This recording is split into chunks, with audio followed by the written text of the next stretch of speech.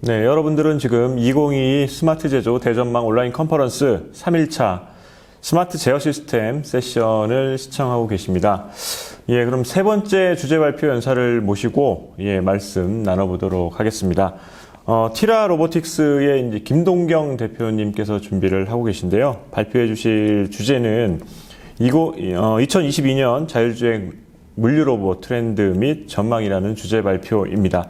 제 옆에 티라 로보틱스의 김동경 대표님을 모셨습니다. 안녕하십니까, 대표님? 네, 안녕하세요. 네, 반갑습니다. 반갑습니다.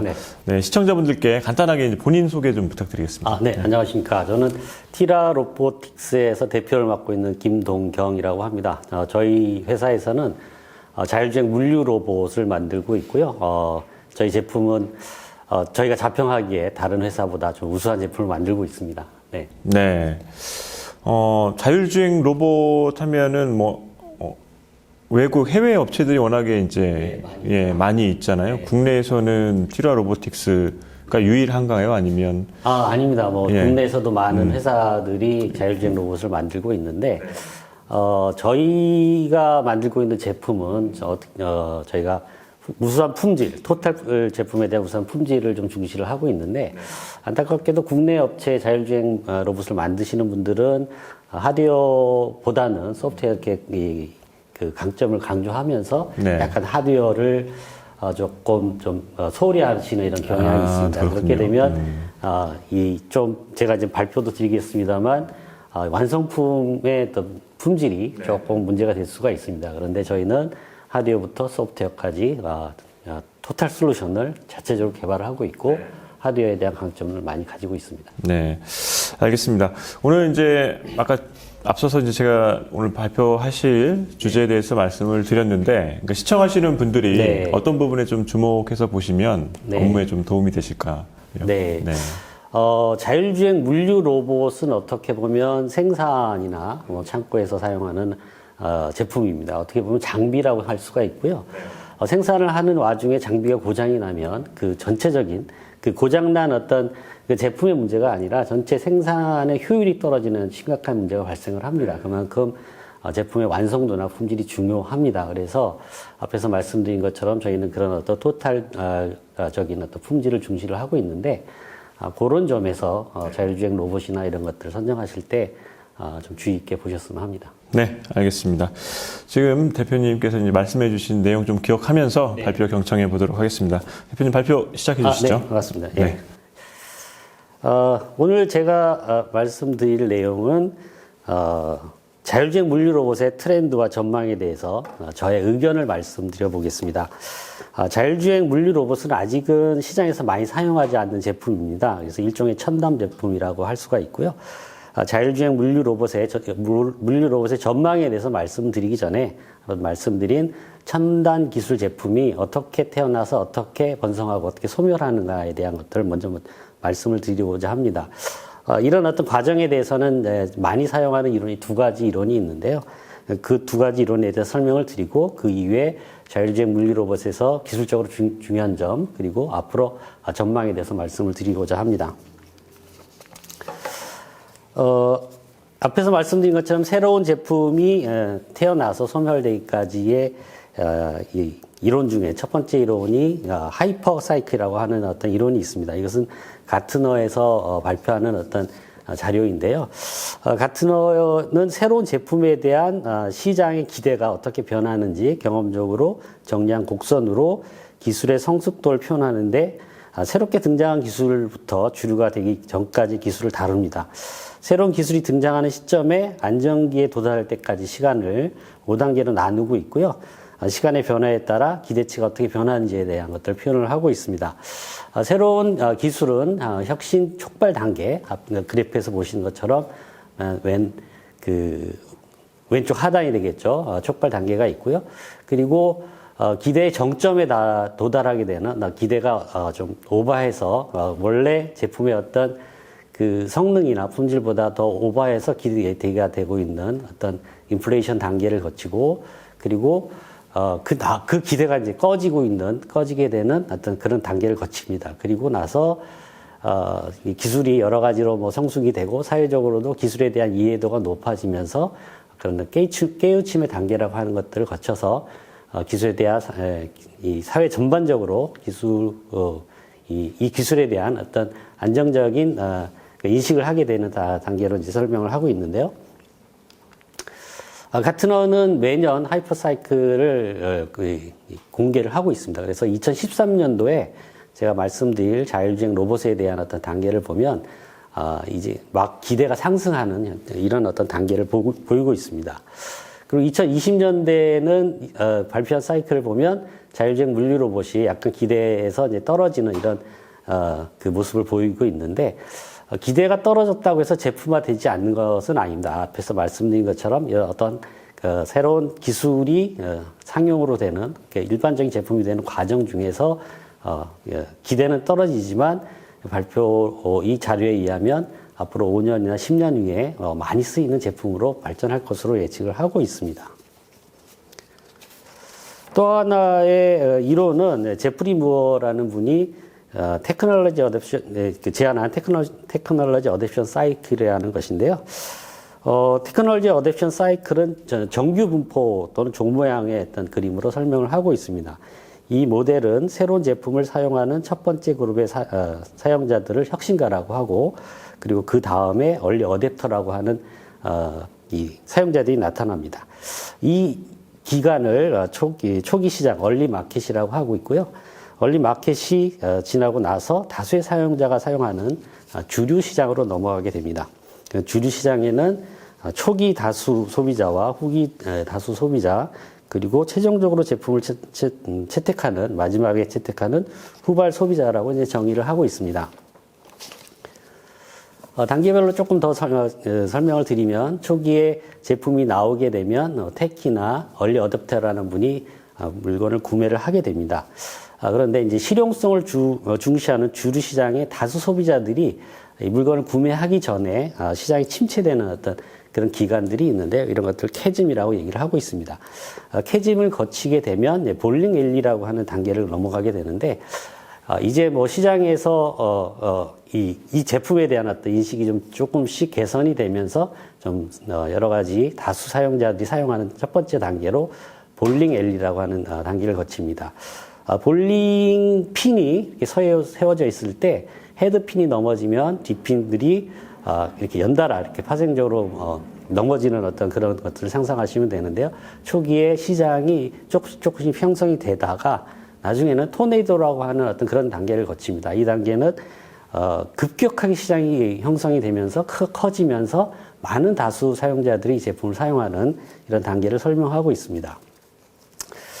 우리가 많이 사용하고 있는 제품, 텔레비전 한번 예를 들어서 설명을 한번 해보겠습니다. 초기에 텔레비전이 없던 시절, 라디오밖에 없던 시절, 흑백 브라운관 TV가 나왔을 때, 이것도 어떤 혁신 제품이었죠. 근데 아시는 것처럼 우리 근처에는 흑백 브라운관 TV는 더 이상 존재하지 않습니다. 흑백 브라운관 TV가 나오고 컬러 브라운관 TV, 그리고 LCD TV, LED TV까지 쭉 발전을 했습니다. 이 TV의 뭐 장점은 여러 가지가 있겠습니다만, 아주 외관적으로 볼 때 브라운관 TV보다는 LCD TV나 LED TV가 두께가 상당히 얇아지는 단계를 거쳤죠. 그리고 요새 또 OLED TV가 나오고 있습니다.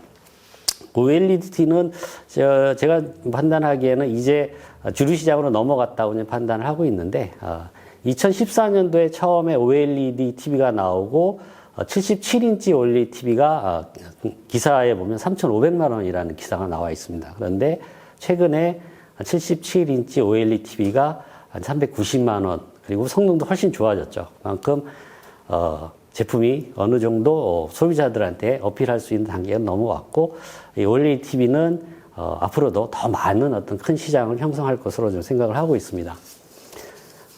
오늘 말씀드릴 그 물류 로봇에 대해서 말씀드려 보겠습니다. 물류 로봇은 뭐 크게 두 가지 제품이 있습니다. AGV라고 하는 제품과 AMI라고 있는 제품이 있는데, AGV는 바닥에 라인을 그어 놓고 그 라인을 따라가는 형태의 제품입니다. 이 제품은 지금 공장에서 상당히 많이 사용을 하고 계시고요. 주류 시장을 이루고 있다고 생각하시면 될 것 같습니다.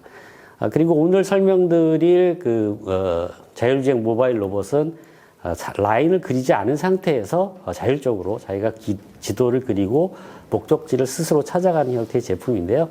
이 제품도 제가 판단하기에 이제 작년 기준으로 캐즘을 넘었지 않았나 생각을 하고 있습니다. 그 근거로는 작년에 AMR 자율주행 모바일 로봇을 만드는 몇몇 업체들이 유니콘 기업이 됐습니다. 그럼 다시 말씀드려서 유니콘 기업이 됐다는 건 그만큼 물건을 많이 팔렸다는 얘기가 되겠고요. 그리고 이제 그 캐즘을 넘어서 주류 시장으로 넘어가고 있다라고 이제 저희는 생각을 하고 있습니다. 자율주행 로봇에 대한 어떤 기술적인 것들을 한번 좀 말씀드려 보겠습니다. 앞에서 설명드린 AMR과 AGV를 한번 설명을 드려볼 텐데요. AGV는 뭐 보시는 것처럼 화면에서 보시는 것처럼 바닥에 라인을 그려놓고 그 라인을 따라가는 형태의 제품입니다. 그리고 AMR은 바닥에 라인 없이 자기가 지도를 그리고 돌아다니는 목적지를 찾아다니는 어떤 제품인데요. 뭐 생각하기에 외형이나 뭐 여러 가지 봤을 때 크게 뭐 큰 차이가 없어 보입니다. 단지 라인을 따라가느냐 안 따라가냐, 바닥에 라인을 그리느냐 안 그리느냐의 차이인데 이런 작은 차이가 어떤 이런 작은 제한이 없어지면서 크게 시장이 형성되는 어떤 그 과정이 있습니다. 그 과정 한번 역사적으로 한번 보면 저희가 알고 있는 기차와 자동차를 예를 들 수 있는데요. 뭐 아시는 것처럼 기차가 먼저 발명이 됐고 자동차가 후에 발명이 됐습니다. 그런데 현재 기차 시장보다 자동차 시장이 훨씬 큽니다. 자동차 시장이 처음 형성이 됐을 때 초기에는 철도, 기차와 같이 이송용, 그러니까 물건을 이송하거나 승객을 이송하는 이송용으로 이제 많이 사용을 했었죠. 그런데 이 철도가 없어도 주행이 가능하다라고 하는 어떤 제한이 없어지면서 그리고 사람들의 상상력이 보태지면서 무수한 어떤 어플리케이션이 나왔습니다. 어플리케이션 중에서 자동차 경주를 예를 들 수 있는데요. 자동차 경주는 이송하고는 전혀 상관이 없고요. 자동차 경주는 어떻게 보면 하나의 스포츠 문화로서 발전을 했습니다. 철도가 있느냐 없느냐의 아주 단순한 어떤 그런 그 차이가 그리고 그런 제한이 없다는 것이 엄청나게 시장에 그 활력이 되면서 시장을 폭발적으로 이제 성장을 시켰는데요. 철도 산업보다도 자동차 산업의 규모가 약 1000에서 2000배 정도 크다고 합니다. 그만큼 그런 어떤 제한이 없어진다는 것이 이제 산업적으로 크게 중요한 어떤 요소가 되겠습니다. 그래서 저희가 생각하기에 지금 많이 사용한 주류 시장으로 넘어온 AGV보다는 AMR 시장이 기존의 AGV가 만들었던 시장에 희망적으로는 한 1000배, 2000배 시장이 형성이 되지 않을까라고 생각을 하고 있습니다. 제가 앞에서 말씀드린 전체적인 제품에 대한 완성도가 좀 중요하다라고 말씀을 드렸는데 거기에 대해서 조금 더 부가적으로 설명을 드려보겠습니다.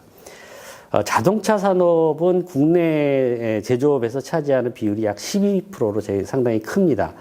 그리고 우리나라의 경제에 미치는 영향은 반도체 산업도 크죠. 하지만 반도체 산업이 순이익 면에서는 자동차 산업보다 월등히 높습니다만 실제적으로 실물 경제에 미치는 영향은 자동차 산업이 훨씬 크다고 합니다.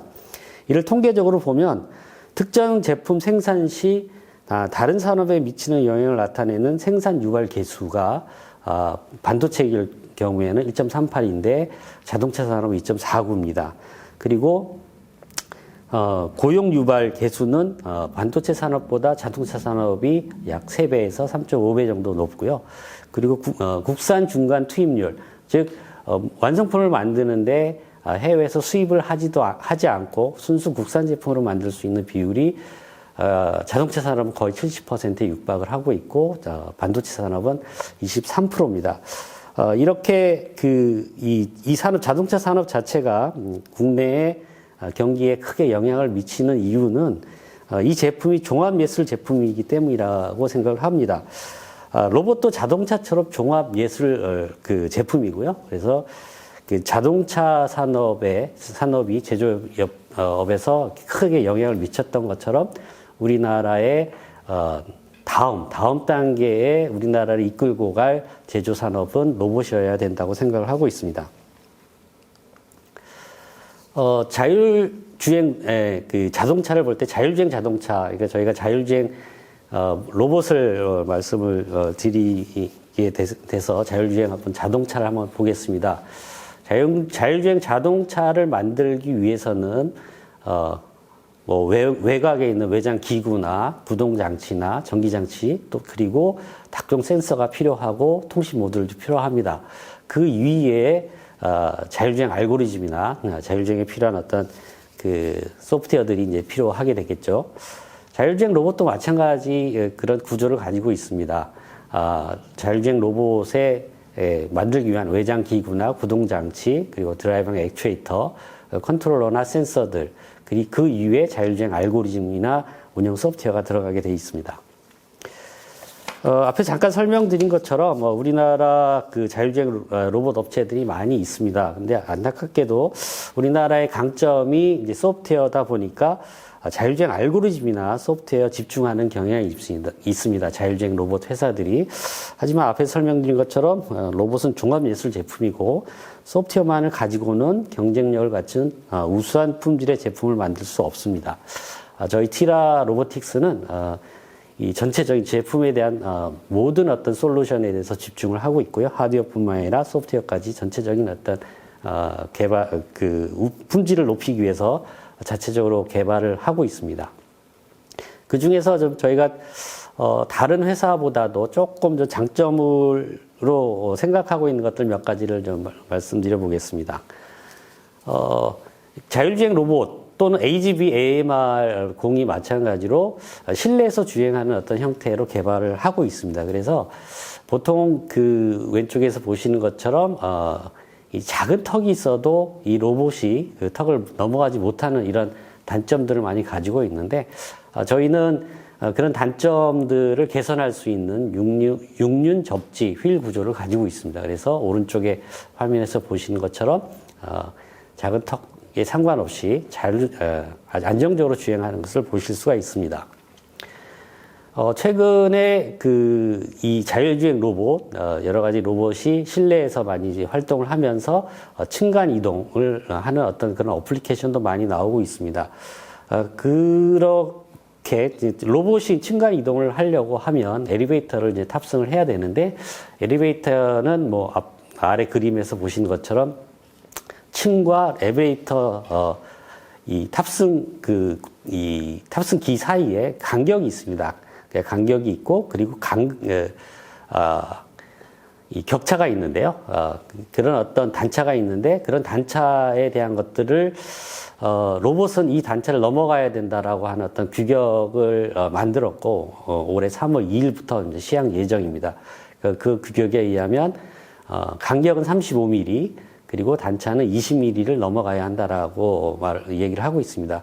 실제적으로 엘리베이터에서 설치를 할 때 저런 어떤 저렇게 넓거나 그 단차가 심하지는 않습니다만 옛날에 설치됐던 엘리베이터에서는 저런 단차를 보이고 있습니다. 그래서 그 로봇이 이런 옛날 엘리베이터도 탑승을 해서 이동할 수 있으려면 이 정도의 단차는 극복을 해야 된다라고 얘기를 하고 있고 이런 단차는 뭐 앞에서 설명드린 것처럼 일반적으로 AGV나 AMR을 만드는 회사에서는 아직은 개발이 안 된 걸로 알고 있는데 저희 제품은 앞에서 이 동영상에서 보여드린 것처럼 아주 수월하게 이런 것들을 넘어갈 수가 있습니다.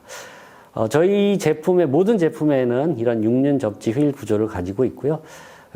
동영상을 보시는 것처럼 중간에 이렇게 턱이 있습니다. 턱이 있고 그 턱을 넘어가는 것들을 저희가 전시해서 시연을 보여드렸는데 이런 어떤 시연을 보시고 많은 고객분들이 저희 제품을 사용하기 위해서 문의를 하고 계십니다.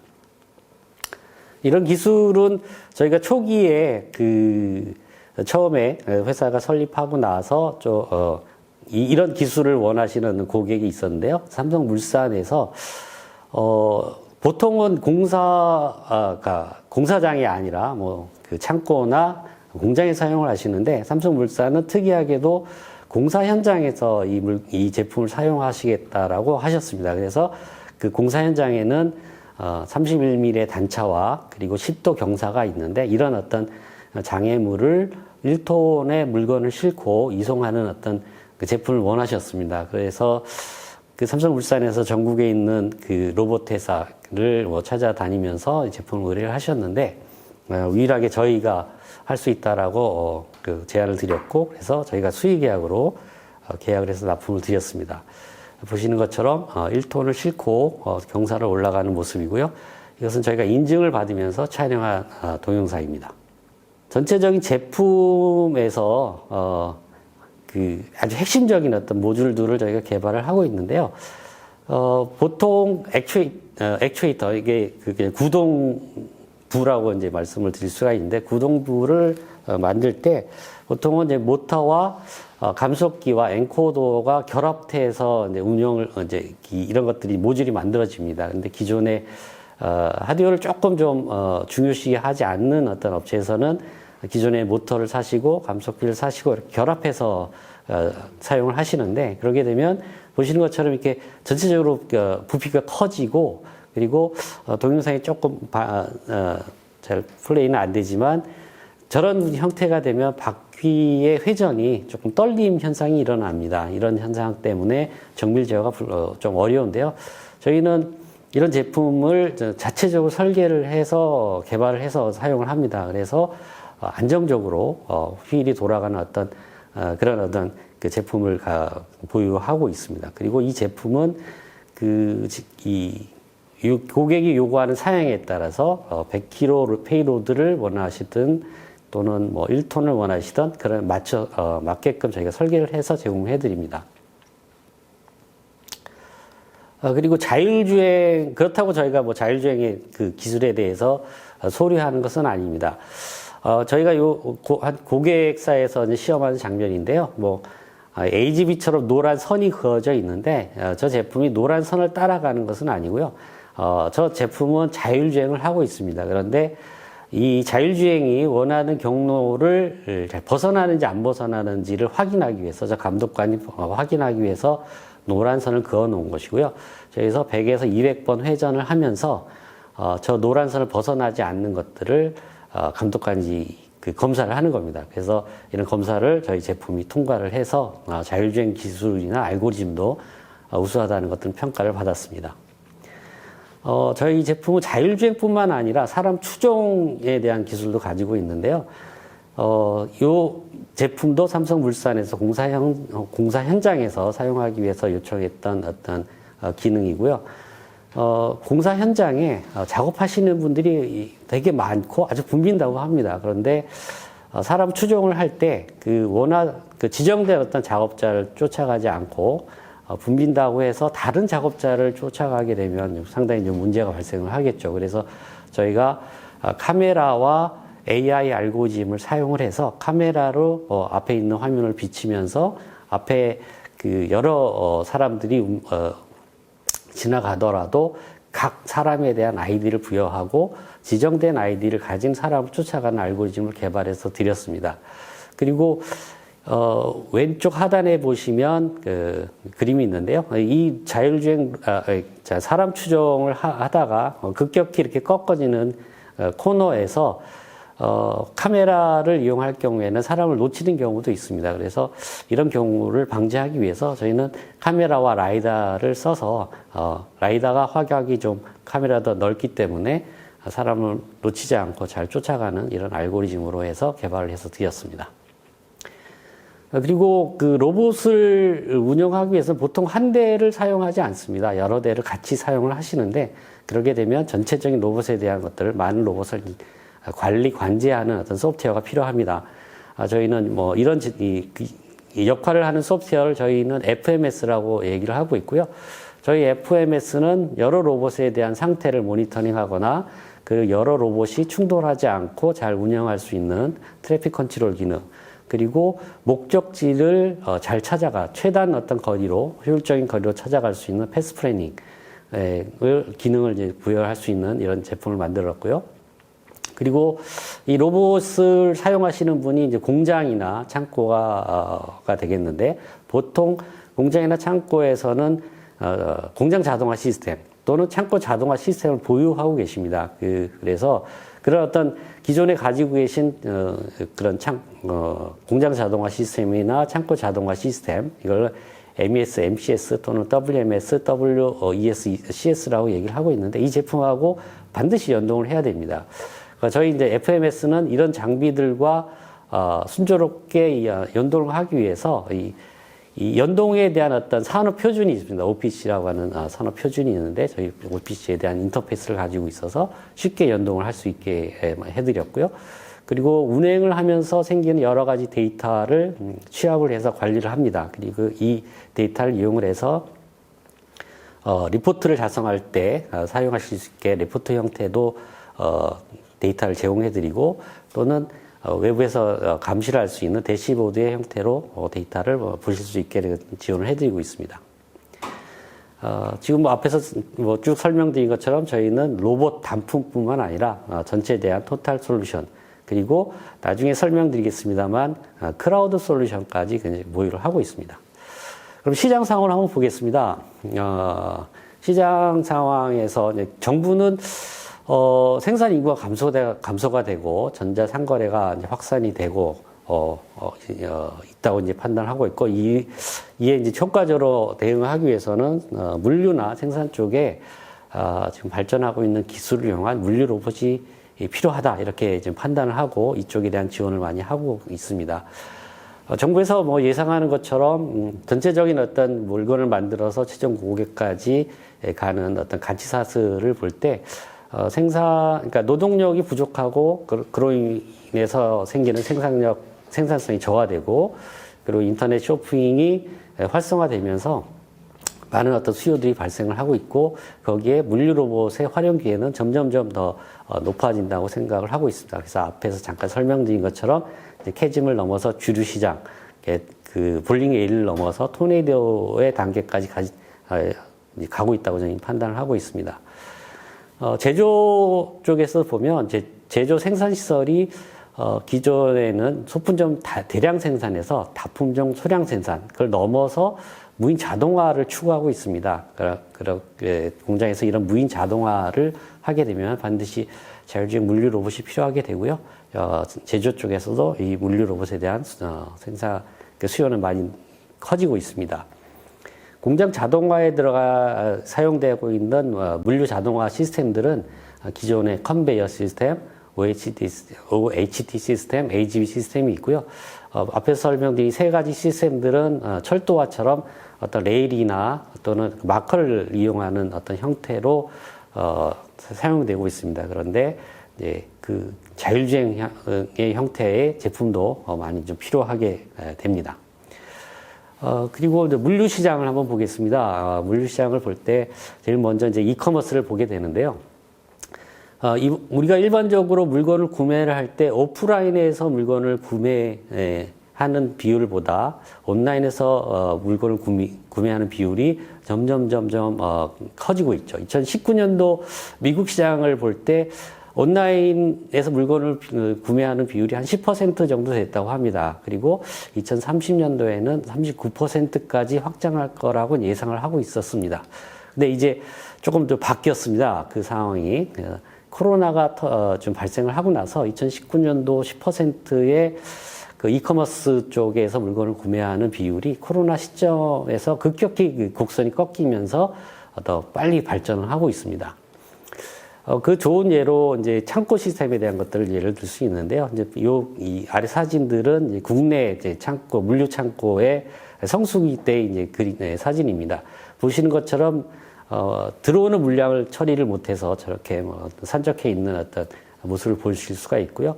그래서 창고에 대한 어떤 그 새로 만들어지는 창고도 계속 많이 늘어나고 있습니다. 그리고 새롭게 제작되는 어떤 창고에서는 당연히 이제 자동화 시스템에 대한 것들을 요구가 있고요. 이런 자동화 시스템에 여러 가지 자동화 기기가 들어가겠습니다만 자율주행 물류 로봇도 아주 중요한 포지션으로 들어갈 것으로 예상을 하고 있습니다. 그러면 자율주행 물류 로봇이 어떻게 발전을 하고 해왔고 우리 어떻게 발전할 것인가에 대한 것들을 한번 설명을 좀 드려보겠습니다.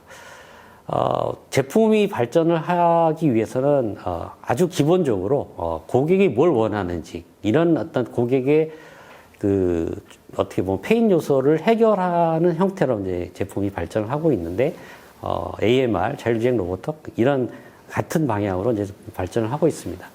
초기에 자율주행 물류 로봇은 이제 단품 위주의 어떤 제품들이 많이 등장을 했고 이런 제품을 사용을 했습니다. 저희 티라 로보틱스에서도 다양한 제품들을 가지고 있고요. 그리고 그 다음에 그 제품만 가지고 그 위에 물건을 싣는 어떤 형태에서 컨베이어나 아니면 리프트나 아니면 함체나 또는 뭐 로봇 팔을 달아서 사용하는 이런 여러 가지 변형된 제품들에 대한 요구가 많아지고 있고 여기에 대해서도 이 시장도 많이 커지고 있습니다. 그리고 자율주행 로봇을 처음부터 만드는 것이 아니라 기존 제품을 자율주행 로봇으로 변형시키는 이런 시장도 상당히 좀 크게 발전을 하고 있는데요. 요 사진은 이제 브레인콥이라고 하는 미국 회사입니다. 여기서는 기존에 있는 청소차를 자율주행 청소차로 만들어서 크게 시장을 확장하고 있는 상태입니다. 그래서 발전 단계가 기존에 있는 물건을 새롭게 만들기도 하지만 기존에 있는 제품을 자율주행 로봇화하는 이런 시장도 발전을 하고 있습니다. 저희는 뭐 그런 유사한 제품으로는 로보에일이라는 제품을 만들고 있는데요. 저희는 타겟팅을 롤테이너를 타겟팅을 했습니다. 롤테이너는 일종의 카트인데 보시는 것처럼 칸막이가 쳐져 있고 저기에 많은 물건을 실을 수가 있습니다. 그래서 많은 물건을 실다 보니까 자연스럽게 카트 전체적인 무게가 증가가 되고 이 카트를 롤테이너를 움직이기 위해서는 작업자가 육체적인 어떤 피로가 많이 올 수가 있고 그리고 또 근골격계 부상의 위험이 있습니다. 이런 것들을 저희는 롤테이너를 변형 없이 자율주행 로봇화하는 개념에서 로보엘 제품을 만들었고요. 로보엘은 롤테이너를 들어서 자율주행으로 원하는 목적지까지 이제 배달을 해주는 어떤 기능을 하게 됩니다. 롤테이너는 뭐 대형 마트나 병원, 창고 그리고 제조실에서 다 다양하게 사용을 하고 있어서 많이 좀 저희 제품을 사용할 것으로 예상을 하고 있습니다. 1차 버전에 대한 동영상인데요. 뭐 보시는 것처럼 롤테이너를 들어서 움직이는 모습을 보실 수가 있습니다. 그 다음 단계로는 전체 어떤 고객이 원하는 게 로봇만 원하는 게 아니라 이 사용자의 어플리케이션에 따라서 어플리케이션에 맞는 전체 토탈 솔루션 형태로 원하는 고객도 많이 있습니다. 소개해드릴 회사는 로커스 로보틱스라는 회사인데요. 이 회사는 기존의 창고에서 만약에 고객이 주문이 10가지가 들어왔다면 그 10가지를 저 창고에 있는 렉에서 피킹을 해서 운반을 해서 이제 포장해서 이렇게 배달하는 과정을 거치게 되는데 이 과정에서 피킹은 사람이 하고 사람은 운반을 로봇이 하는 이런 솔루션을 만들었고요. 이런 로봇을 운영하거나 창고를 운영하는 전체 토탈 솔루션, 창고 자동화 시스템과 로봇 운영 시스템 같이 토탈 솔루션을 만들어서 제공을 합니다. 그래서 이 회사도 상당히 좀 크게 성장을 하면서 잘 운영이 되고 있습니다. 그리고 마지막에 저희가 생각하고 있는 로봇의 마지막 단계의 발전 단계는 라스 단계, 그러니까 로봇 서비스 단계로 넘어갈 것으로 생각을 하고 있는데 그 이유는 전체적인 비용, 로봇을 구입을 해서 운영하는 비용을 이제 TCO라고 합니다. 처음에 로봇을 구입하는 비용, 그것을 카펙스라고 얘기를 할 수 있고 로봇을 운영하는 비용을 오펙스라고 얘기를 할 수 있는데 로봇을 구매를 해서 자체적으로 사용을 했을 때 그 로봇을 운영하기 위한 전체적 오퍼레이션 비용이 많이 듭니다. 그래서 TCO가 많아지게 됩니다. 뭐 예를 들어서 요새 거의 모든 어떤 소프트웨어 제품을 클라우드 형태로 사용을 하고 있는데 클라우드를 제공하는 한 회사의 이제 예입니다. 여기서도 기존의 소프트웨어를 구입해서 운영하는 비용보다도 클라우드를 사용했을 경우에 전체적인 TCO 면에서 보면 훨씬 저렴하다라고 하는 것들을 입증을 했고요. 그런 입증된 그런 어떤 사례를 통해서 뭐 요새 소프트웨어를 구입해서 사용하시는 비율보다는 클라우드를 사용하시는 비율이 더 많은데 이런 다시 말씀드려서 전체적으로 그 비용이 절감되는 것들이 사실이다라고 하는 것들이 입증이 됐기 때문에 이렇게 클라우드 시장이 이제 많이 발전을 한다고 생각을 하고 있습니다. 마찬가지로 로봇도 궁극적으로는 이런 어떤 클라우드 형태, 로봇 에이저 서비스 형태로 발전을 할 것으로 예상을 하고 있고요. 저희도 로보엘을 가지고 이제 클라우드 서비스를 준비를 하고 있습니다. 올해 안에, 상반기 안에 이 서비스를 출시할 예정인데요. 롤테이너는 뭐 앞에서 설명드린 것처럼 뭐 마트나 아니면 뭐 병원이나 그리고 제조실에서 많이 사용을 하고 있는데, 이 로보에이라는 제품을 직접 구매해서 사용하시는 것보다 더 저렴한, 전체적으로 TCO가 좀 저렴한 형태로 서비스를 제공해 드리려고 저희가 이렇게 준비를 하고 있습니다. 티라 로보틱스의 제품에 대해서 저희가 어떤 물건을 만들었고 어떤 장점이 있는가에 대한 것들을 저희가 유튜브 채널 하나 만들었습니다. 그래서 궁금하신 분들은 유튜브 채널을 통해서 저희 제품에 대한 어떤 장점들을 보시면 되겠습니다. 오늘 준비한 자료는 여기까지입니다. 감사합니다. 네, 여기까지 티라 로보틱스 김동경 대표님의 주제 발표를 듣고 왔습니다. 티라 로보틱스는 이제 자율주행 물류 로봇의 이제 토탈 솔루션을 제공한다. 네, 하는 게 이제 핵심 키포인트인 것 같습니다. 네, 티라 로보틱스 김동경 대표님 오늘 발표 감사합니다. 네, 감사합니다. 네.